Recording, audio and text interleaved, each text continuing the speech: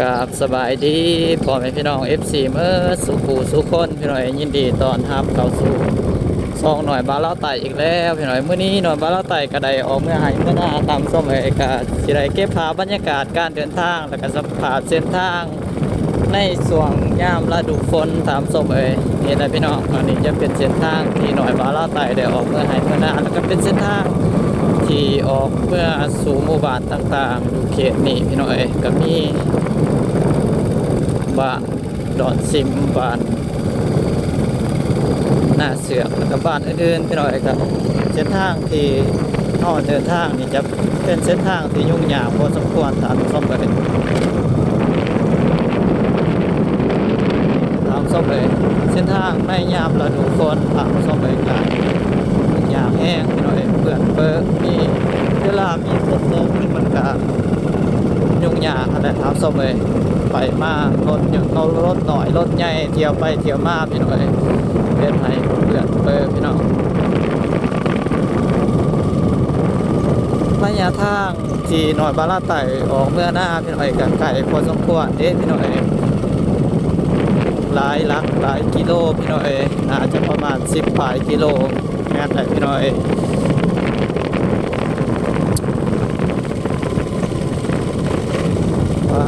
พี่น้อยเพื่อนจนสุดทางเลยพี่น้อยมื้อนี้คืนนี้ฝนตกแห้งเด้พี่น้อยมื้อนี้ก็ตอนเช้าตอนนี้ก็ยังตกตามส้มเลย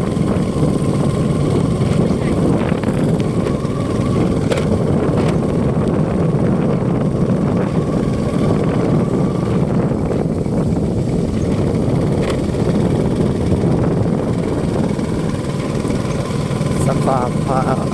เส้นทางยามนี้พี่น้อยโอ้ยพี่น้อยลำบากแห้งพี่น้อยเมื่อนี้หน่อยบาลาไทยก็ได้ออกเมื่อพุธหน้าพี่น้อยพุธหน้ายังบ่ทันแล้วเมื่อนี้สิได้มาบุกเบิ้นนาเวียกตนเองต่อพี่น้อยกับเวียกในครอบครัวเลยพี่น้อยเฮาบ่มีอาชีพหยังเด้พี่น้อยก็ย่ำไผย่ำหน้าเฮาก็ได้เฮ็ดให้เฮ็ดหน้าเลยพี่น้อยเพื่อเลี้ยงปากเลี้ยงท้องพี่น้อยยุ่งยากซ้ำใดก็ต้องบุกเบิ้นต้องไปให้ได้นั่นแหละพี่น้อยบ่อยากสิพันละหน้าเลยพี่น้อยเส้นทางเส้นนี้ตามส้ม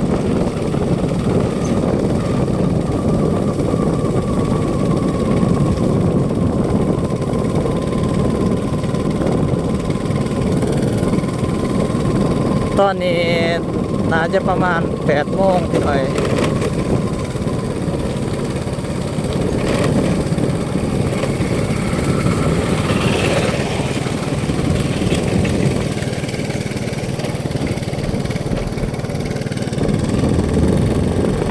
นี่แหละพี่น้อยเส้น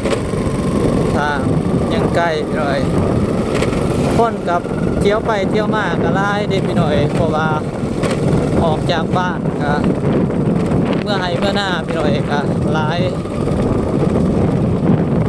ขอบหลายขวบพี่น้อยก็เป็นเส้นทางเดียวเส้นเดียวกั้นเบิดพี่น้อยจีเขาจะได้เดินทางเมื่อหน้าพี่น้อยรถหน่อยรถใหญ่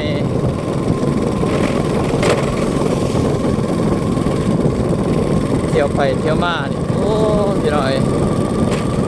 ทั้งมืนทั้งขี้ต้มอีกทำส้มเลยหน่อยบาลาไต่กับโบกาขี่รถไว้พี่น้อยเพราะว่ารถกับรถที่ห่างวันนี้พี่น้อยวันนี้ขี่รถที่ห่างทำส้มเลย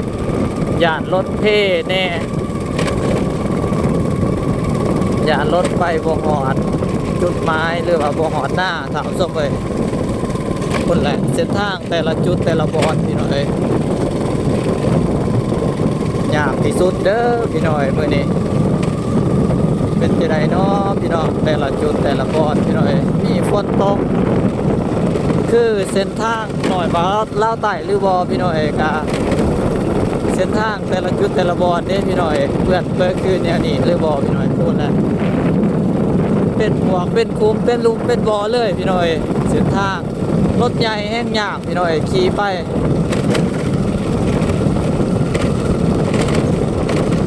ใหญ่ก็ขี่ไปขี่มานี่ก็ยังลำบากเด้พี่น้อย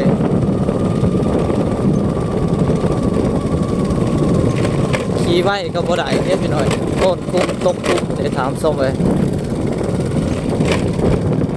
รถหน่อยยังใครแน่พี่น้อยยังหลีกคุ้มได้น้อยนึงพี่น้อยแต่ก็บ่ได้เสมอไปพี่น้อยบางบ่อนนะยังตกคุ้มคือกันนะพี่น้อยมาละไหลโอ้ขี่รถเนี่ยนี่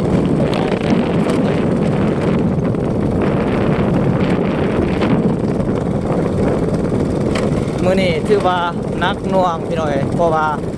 ตกแต่คืนนี่จนสอดแจ้งพี่น้อย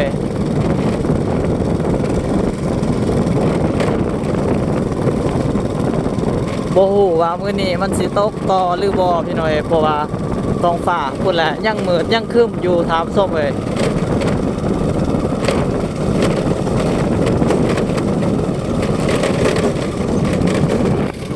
นี่แหละพี่น้อยสภาพเส้นทางสภาพคนพี่น้อยเมื่อหายเมื่อหน้าพี่น้อย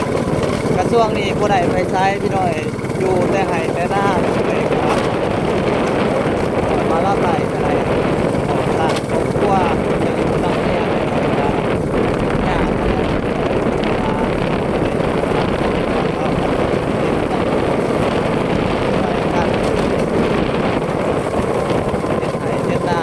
เฮาบ่มีเวียกไปว่าบ่มีอาชีพที่มาสู้เขาคือก็บ่ได้เป็นรายงานการจ้างเขาบ่ได้เฮ็ดเป็นงานนะฮะเรื่องฝากเรื่องของอะไรที่เป็นให้ยามตามต้องมาคัดเรื่องกับบ่ได้เอา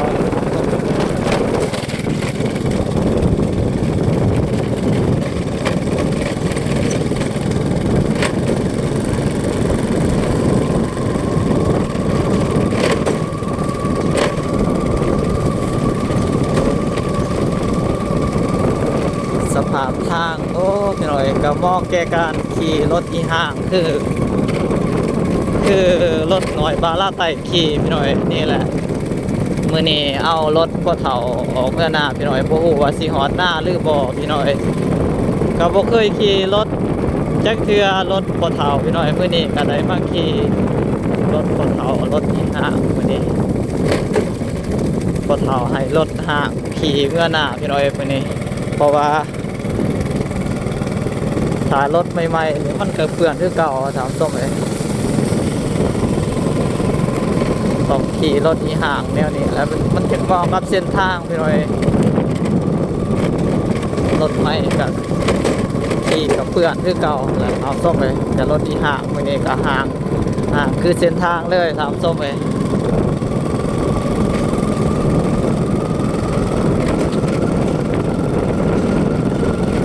ทางหนาเขาจะออกมาเมื่อให้เมื่อหน้าอะไรเป็นอะไรเมื่อให้เมื่อหน้าเมื่อไทยให้หน้าตามส้มเลย